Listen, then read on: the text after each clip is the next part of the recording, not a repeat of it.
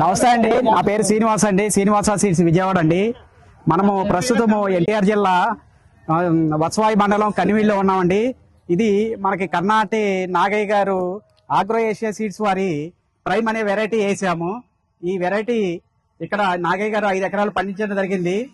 గత 12 సంవత్సరాల నుంచి కర్ణాటి నాగయ్య గారు గాని అప్పారావు గారు గాని ఈ ఊర్లో నాకు ఏ వెరైటీ ఇచ్చినా సరే మంచి అవకాశం ఇచ్చారు. నాకు శ్రీనివాస సీడ్స్ తరపున ఏ వెరైటీ ఇచ్చినా సరే వీళ్ళకి 100% క్లిక్ అయింది.